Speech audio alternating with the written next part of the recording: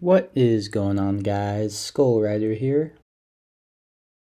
So this will be the first of hopefully many new videos of a brand new series called Villain Philosophies. So I've been trying to make a video series like this for quite a while now because I've always liked trying to analyze interesting characters, and well, what more interesting characters are there in media than villains?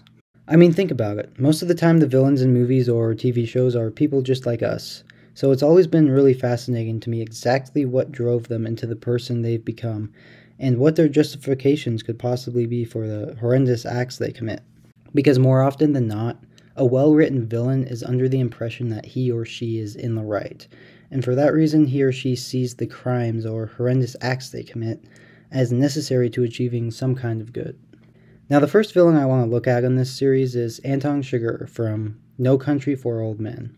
I decided to do Anton first because, one, I hear the consensus is that he's a pretty popular and well-received movie villain, but I mainly also chose to kick off the series with him because I just recently watched No Country for Old Men for the first time, and let's just say I've really been missing out because, man, what an absolutely amazing piece of cinematography. If you are watching this video and are an unfortunate soul who has not seen this movie yet, you need to go and do that right now, and I won't even be mad if you forget to come back to this video.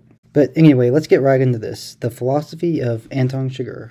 Oh, and obvious spoiler warning for, like, the whole movie, so you have been warned, and also recommended to watch the movie if you have not. So on the surface level, Anton is one of those villains where, just based on his actions, you could just classify him as a plain lunatic and end your analysis there. However, I think there's more to Anton than just your common run-of-the-mill psychopath. Upon closer inspection of his action, you can actually see that not everything Anton does is random and chaotic. There's some pattern in his action of who he decides to immediately kill and who he gives a chance. The unfortunate victims who meet their quick demise at Anton's hands are, for the most part, people who knew way too much. The police officer, the man on the side of the road, and the cartel member who begged to have his life spared. All these men would have been too great of a risk to have been kept alive. A risk to Anton, yes, but also to his employers. Based on just some of Anton's actions, I'm under the belief that his main motivation throughout the film is not in fact taking the briefcase of money for himself. Even though this seems to be the case when Anton kills the other two employers, my theory is that he was just following orders from a higher-up when doing this. But there are certainly many other points in the film where Anton definitely could have just snagged the money. He's certainly skilled enough to do so without having to worry about anyone chasing after him. And to put the final nail in the coffin, even after all the chaos that ensues, he still nonetheless returns the money to his employers, when he could have just easily taken it for himself and said that it just got lost or stolen or something. So at his core, I believe Anton is simply just a loyal dog who religiously follows any order given to him by his employer. However, what makes his whole character as villainous and terrifying as it is that Anton does not care by what means he has to use in order to follow his given directive and ensure success. Anton's the kind of guy who would literally, without second thought, commit the most horrendous crime you could think of just to cover up his tracks. But despite killing clearly being the easy way to solve problems for this guy, Anton does not take this course of action all the time, as not everyone he runs into meets an inevitable death. What's the most you ever lost on a coin toss? Sir? The most you ever lost on a coin toss? I don't know. I couldn't say. Call it. Call it. Yes. For what? Just call it. And this is where we can get a glimpse into just exactly what Anton's philosophy is, and how he views the world. It turns out, Anton does have a way by which he lives life, and it's by chance. Now I know what you're thinking, hey wait, you just made the case that Anton was loyal and dutiful, so how will it follow his character to take risks and chances? Well, to answer that we need to back up, outside the plot of the movie, and come to the obvious conclusion that Anton, believe it or not, was not always in the line of work that we see him in. Before he could even have rules to follow and serve as a loyal henchman, Anton had to make a choice of his own to determine the position we see him in, and likely that choice was made by chance. We see him say this to another character named Carson, another hitman, who happens to have chose a different path. Let me ask you something. If the rule you followed Roger of this. Of what use was the rule?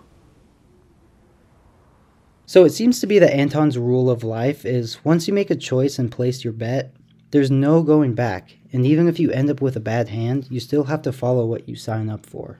Because as we see countless times in this film, once you decide to get yourself tangled up in something, there is truly no escape. Now, let's apply this to the coin game that Anton plays with several of his potential victims. In this game, Anton could be said to represent life itself, while the coin is simply the events life chooses to deal people, and the hand you're dealt is simply by chance, but a completely fair chance. The participant always has a 50% chance of fortune and 50% chance of misfortune, unless the rules of the Twilight Zone apply to you. But okay, virtually all the time, this presents completely fair, impartial odds to anyone who's participating. But what happens when one chooses not to play the game at all, and makes a choice that's not on the board? Call it. No. I ain't gonna call it. Call it. The coin don't have no say. It's just you. I got here the same way the coin did.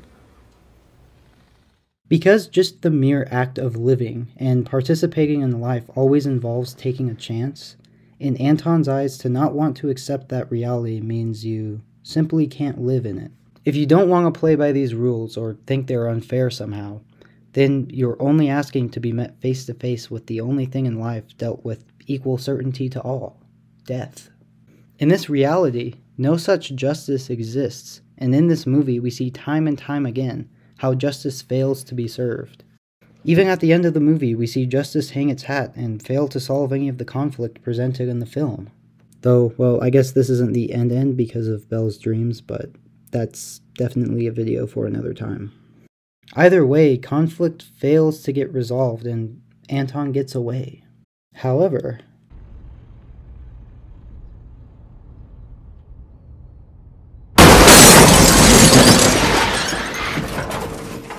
just when it seemed like there was a moment of hope, like God or karma or fate had finally intervened, Anton gets away, purely by chance. This ending is only a further showcasing of how no such ultimate justice can interfere with the coin flip.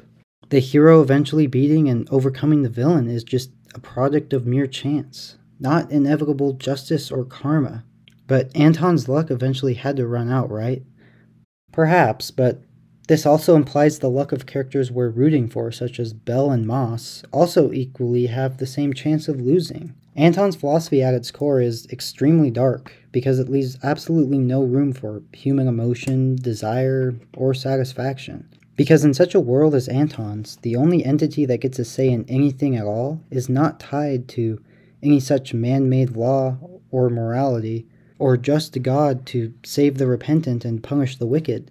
No such being could exist in that kind of a world. It is only the odds of nature's dice, a dice that does not care of your situation, what kind of person you are, or of what you've done in the past.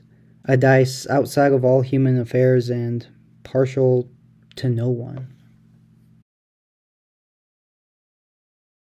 Well, that concludes this episode of Villain Philosophies. I really hope you all enjoyed my analysis, and thank you all so much for watching. I put a lot of time and effort into making this, so your support really means a whole lot.